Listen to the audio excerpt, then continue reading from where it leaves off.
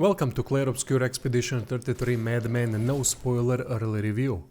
Got the review key from the publisher, played the game for about 20 hours on expert difficulty, got to Act 2 when the world map exploration opened up more, and now it's time to share my thoughts.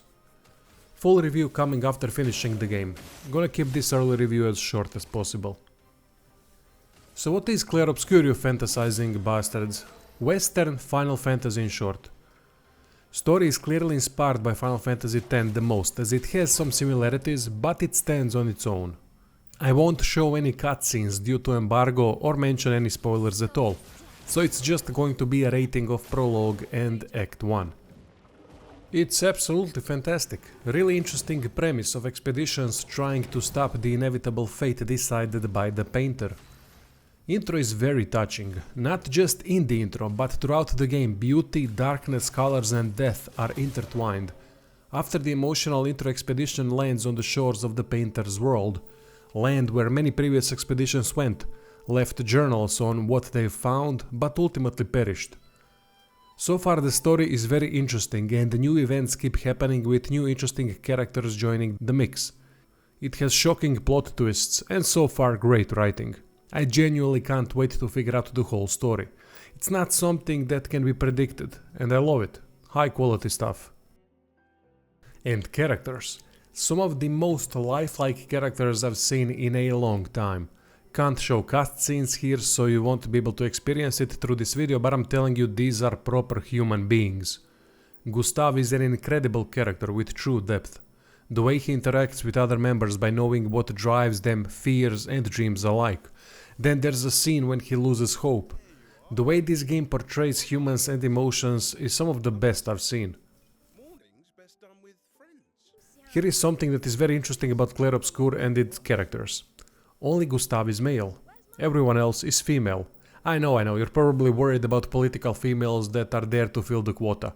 I'm usually good at picking up on that stuff, and in Clair Obscur I couldn't find any of it. These female characters are very likable and proper human beings, not some annoying political quota filling drones. Friendship shown between the expedition members is fantastic. Finally a game that can throw in as many females in as they want, with each being unique and interesting persona.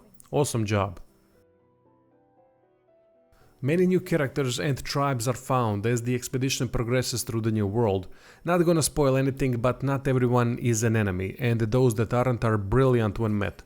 Don't even try to expect things you'll experience in this game, as it's all over the place, and it fits the crazy world brilliantly. Looks like a different species.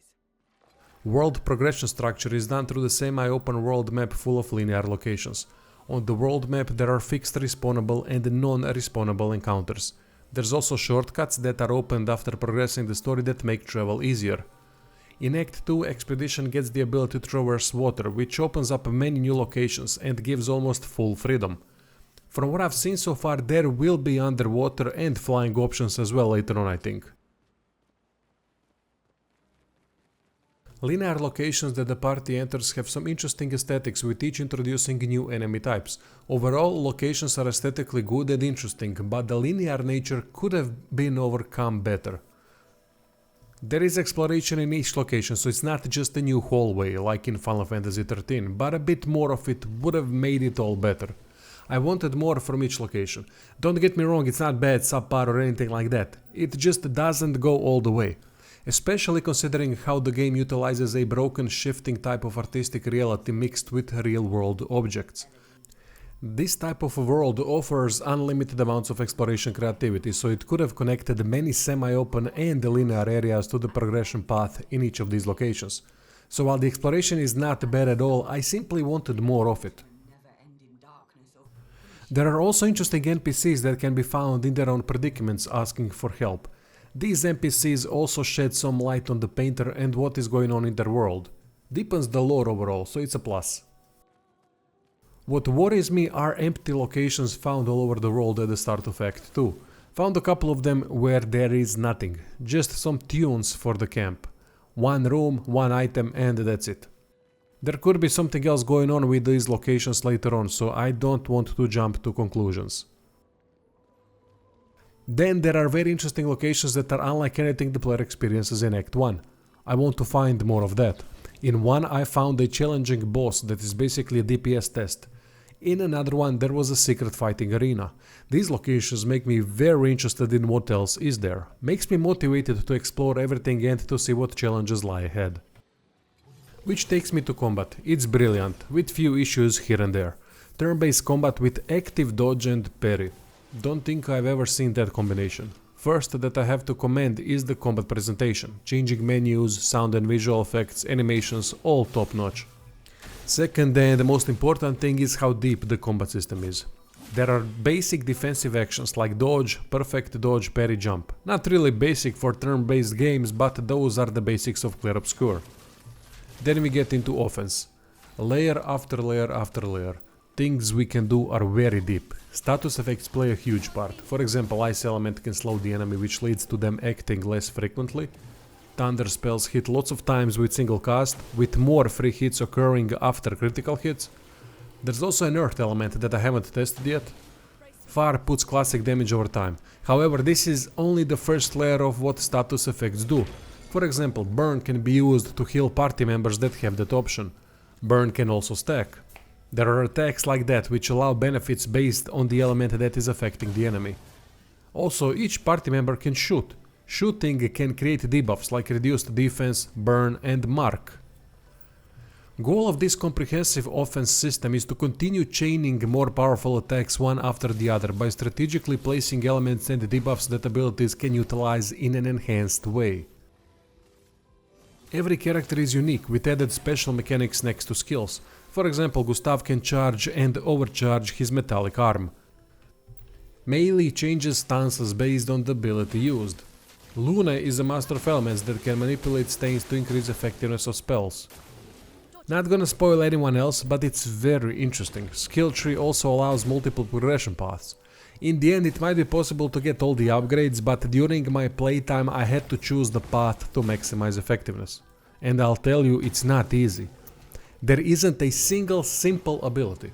Everything can be linked with another ability next to status effects put on the enemy or potential buffs and heals on the party.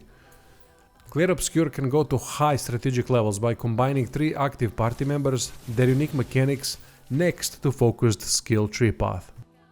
There's a lot to play with here, which is the reason why I would like to see more respec item drops.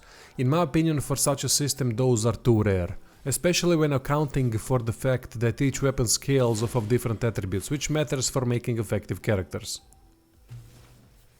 Enemy design is very important in every game, and this is where a lot of developers just can't do better than average. Clair Obscur does a decent job here. Enemy group mixes are good, with each enemy providing a different challenge. Some can buff the whole group, others float and can't be hit with regular attacks. Each have their own mechanics and different attacks, weaknesses that can be targeted by ranged attacks. A lot to like here. The reason why I think enemies are just decent and nothing better than that is because of the attack variety. Majority of enemies have 2 to 3 different attacks and that's it. Even bosses have only a few attacks. This increases predictability and allows with active dodge and parry system to evade damage too easily. Then we get into another issue that might get better at the release date version compared to this pre-release that I'm playing, and that is balance. It's all over the place. On expert mode lots of enemies do very high damage, up to the point of wiping the whole party with a single AoE attack. This creates necessity for no-hit runs, which just isn't a good thing in a turn-based strategic game. It limits the effectiveness of playstyles as it ends up being a DPS race, which is a shame considering how deep the system goes. Problem is also on the player side, we can dish out too much damage way too soon. Those 9,999 single hits started to occur already between levels 15 and 20, and it can go way above 10k with multi-hit attacks. The more the game progresses, the more it becomes a DPS race. Balance goes out of the window. Then new enemies come that can sustain more damage, which is good, but their damage is also through the roof. We'll see how it plays out later, but if the game becomes more and more a no-hit run with massive DPS as the only focus, then it's not going to be as interesting anymore. Hoping to see a release date patch that is going to balance things a bit better. Lots of enemies die way too fast, same as the party members, unless going for full defense. Overall, combat is going to most likely impress everyone, but after some time things can become too predictable. Thankfully, the game switches things around every once in a while by throwing more powerful enemies that can offer a bit more unpredictable challenge, but then it becomes quickly predictable again. In my opinion, what they should have done is reduce damage output on both sides and create far more different attacks for the majority of enemies. This would make combat last a bit longer and allow more strategies and playstyles. I would also remove autosave after every fight and make players go from save point to save point. This would make progression far more significant. The way the game plays right now after the first 10 hours is that either it's too easy, or it becomes a bit cheap where no hit runs are almost a must because everything kills you. Just with better balancing it would have better application. Romance flowing.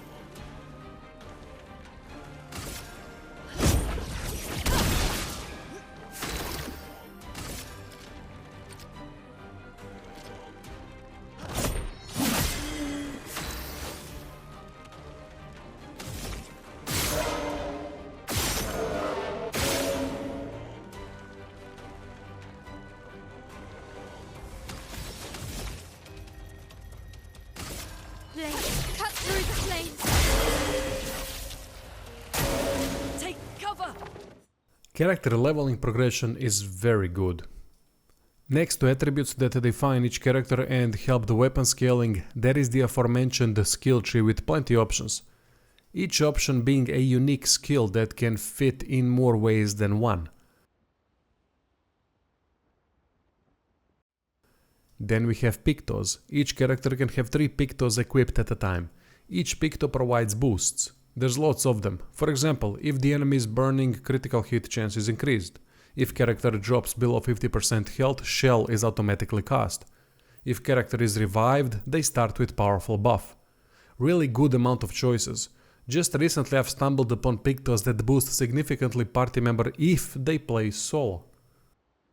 Interesting thing is that after winning 4 fights with Pictos equipped, passive bonuses are forever learned and can be equipped as long as there are enough Lumina points to accommodate new passives. Basically each character has Lumina points that serve as capacity for passives. Capacity can be increased with items and leveling up. It's a complex system that can accommodate more than a few interesting combinations. Before the final thoughts, there's the visual and audio aspect. It's fantastic on all sides, especially the voiceover, which is 10 out of 10. Facial animations are incredible too. The only thing that I found quite off-putting is the lighting. There is something very wrong with brightness, gamma, and the changes that upscaling does to it. I'm not graphics savvy to understand why and how, but on occasion it can make otherwise beautiful game ugly. Also something that can be improved even on release date or in near future. Final thoughts for this early review that was supposed to be on the shorter side, but it seems when I start typing I can't stop. Clair Obscur is a special game that stands on its own. While it resembles Final Fantasy, it still does so many unique things in its own brilliant way that honestly surprised me. Interesting writing, world that is all over the place in a way that it makes sense by combining colors and grimness at the same time, uniquely brilliant combat system, great character progression system, lifelike characters. There are so many great things about it. There are negatives like balancing, lack of movesets for enemies and some graphical problems that need fixing, but some of it is easily fixable and might be in the works already for the release date. Clair Obscur is what games should be about. It's incredible that this is the studio's first game. This game is clearly done by gamers that want to create a wholesome, high-quality product, and for the most part, from what I've seen so far, they have succeeded. Can't wait to see what the game does next and how it all ends. Description for Patreon subscribes our merch, and thanks for watching.